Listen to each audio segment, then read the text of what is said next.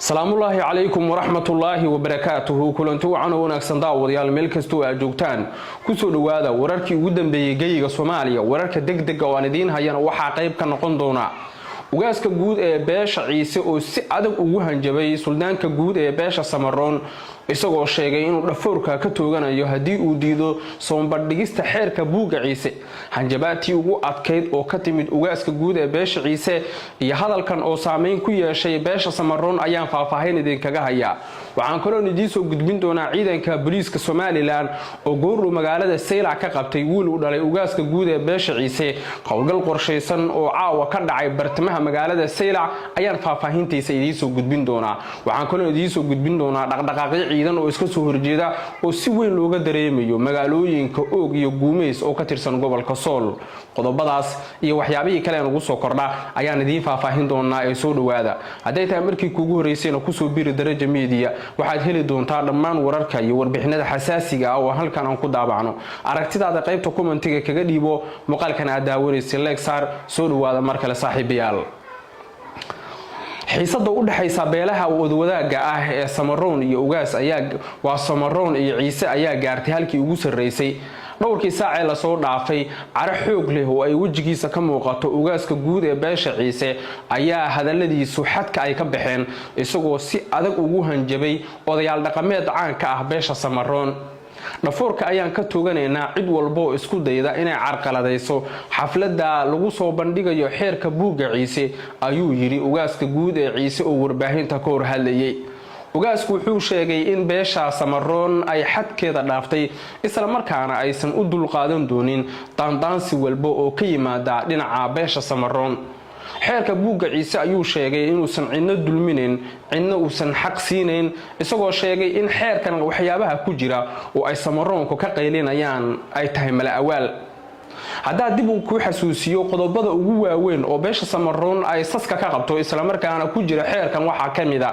in magaalooyinka Seylac Lughaya iyo Ceelgaal ay sheeganayso beesha Ciise dhulkaas waxa uu ka dhaxeeyaa beelaha Samaroon iyo Ciise waa ay wada degaan laakiin xeerka buuga Ciise waxa ku qoran in deegaanadaasi hal qabiil uu leeyahay waana waxa uu diidan yahay suldaanka guud ee beesha Samaroon taas oo la sheegay in beesha Ciisena ay halkaasi sheeganayso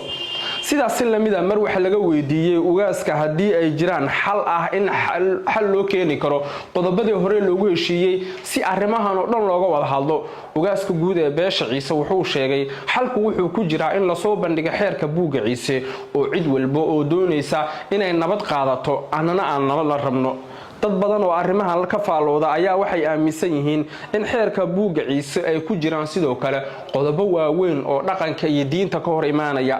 laakiin aan ku xasuusiyo in bishii May 15keedii 2024 qaramada midoobay ee UNICEF ay xeerka buuga Ciise u aqoonsadeen inuu yahay mid kamid ah waxyaabaha ugu qadiimsan oo qabiilada Soomaaliyeed ay isticmaalaan UNICEF waxay sheegtay qoraal barigaasi ka soo baxay in waxyaabo ka hor imaanaya diinta Islaamka iyo mid reer galbeedka midna toona uusan ku jirin xeerka buuga Ciise isla markaana uu dhigayo dhaqanka dhiiga walaaltinimada daris wanaaga wadaaga iyo sidoo kale Soomaalinimada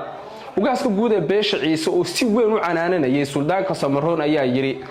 ma ogtiin inaad degtaan magaalooyin kooban oo ku yaala gobolka Awdal beesha Ciise waxay degtaa laga soo bilaabo Raas Casiir ilaa Raas Kambooni waxay sidaas lamida beesha Ciise degtaa Djibouti Ethiopia dowlad deegaanka Soomaaliya Somaliland Puntland iyo meelo fara badan oo kamid ah geeyiga Soomaaliya hadii ay noqoto inaad dagaal nala gashaan diyaar ayaan u nahay waa mid kamid ah hadaladii ugu adkaa oo uu sheegay ugaaska guud ee beesha Ciise oo wajigiisa laga dheehan karay sidoo uga carooday ficilada foosha xun ee ka imaanaya beelaha daris wadaaga yihiin ee Samaroon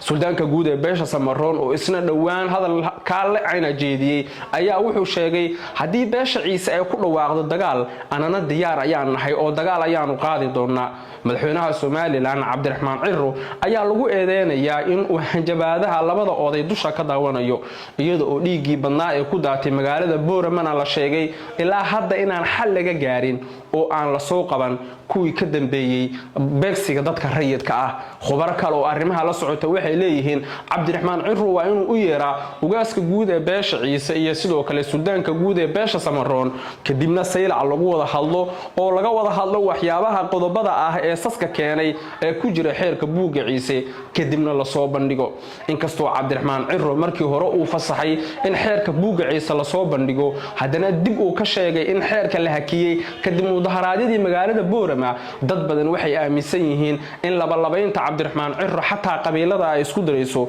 oo looga baahan yahay inuu qaato hal go'aan oo ah ama gebi ahaanba in la fasaxo xeerka buugga Ciise ama in la wada sii daayo, taas oo loo sheegay inay tahay xalka kaliya oo labada beelood ay ku kala badbaadi karaan. 14 bishii la soo dhaafay wada hadal telefoon oo sidoo kale dhex maray Ismaaciil Cumar Geelle madaxweynaha dalka Djibouti iyo sidoo kale Cabdiraxmaan Ciro ayaa la sheegay in labada qodob ee laga wada hadlay ay ku jireen sidii xal waara looga gaari lahaa qodobada la isku hayo. Ciro iyo sidoo kale Cabdiraxmaan Ciro iyo sidoo kale madaxweynaha Djibouti sidoo kale waxay ka wada hadleen in xal waara laga gaaro waxyaabaha la isku hayo. aan ku xasuusiyo in Ismaaciil Cumar Geelle uu ka soo jeedo beesha Facaweyn ee Ciise ee degta dalka Djibouti. xataa mar waxaan idin wadaagay in taliyaha militariga Djibouti uu ka fakarayo in beesha Ciise la hubeeyo si ay xoog iyo xeeladba ugu soo bandhigaan xeerka buugga Ciise. dadka arrimaha la socda ayaa labada dhinac ugu baaqaya in xal rasmi ah laga gaari karo qodobada la isku hayo iyadoo aan xabad xal lagu keenin. halka dadka kale arrimaha la socda sidoo kale iyana ay aaminsan yihiin in Cabdiraxmaan Ciro uu qaado tallaabooyin dheeraad ah oo xal loogu keenayo qodobada la isku hayo oo ay dad badan aaminsan yihiin inay xal noqon karaan in la joojiyo qodobada la isku hayo.